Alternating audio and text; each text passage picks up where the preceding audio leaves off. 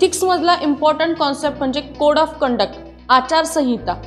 ही कुठल्या दुसऱ्या प्रिन्सिपलवर बेस असते तर आचारसंहिता ही तुमची इंटिग्रिटी म्हणजे सचोटी या प्रिन्सिपलवर बेस असते। एखादा जर civil servant code of conduct follow करतोय म्हणजे तो इंटिग्रिटी किंवा सचोटी त्याच्यामध्ये आहे, म्हणजे तो जो विचार करतोय आणि बोलतोय आणि कार्य करतोय यामध्ये काय सिनर्जी आहे, साधर्म्य आहे।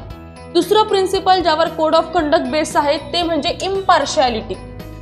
तो सिव्हिल सर्वंट किंवा नागरी सेवक हा दोन व्यक्तीमध्ये, दोन संस्थांमध्ये, दोन पॉलिटिकल पार्टीजमध्ये किंवा दोन गोष्टीमध्ये तो काय करतो, भेद करत नाहीये। तो काय आहे, निरपेक्ष आहे, इम्पार्शियल आहे टुवर्ड्स द थिंग, म्हणजे काय तो ऑब्जेक्टिव्ह आहे, वस्तुनिष्ठ आहे, त्याचा एक असा निष्कर्ष निघतो। तिसरं प्रिन्सिपल ज्यावर तुमची आचारसंहिता किंवा कोड ऑफ कंडक्ट बेस्ड आहे ते म्हणजे अकाउंटेबिलिटी, उत्तरदायित्व। सिव्हिल सर्वंट हे आपल्या पॉलिटिकल मास्टर्सला काय असतात, अकाउंटेबल असतात आणि पॉलिटिकल मास्टर अकाउंटेबल असतात जनतेला।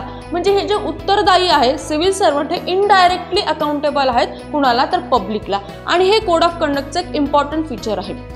नेक्स्ट फीचर आहे ते म्हणजे कॉन्फिडेन्शियलिटी। जे काही ऑफिस वर्क आहे यामध्ये काय कॉन्फिडेन्शियलिटी पाळली गेली पाहिजे।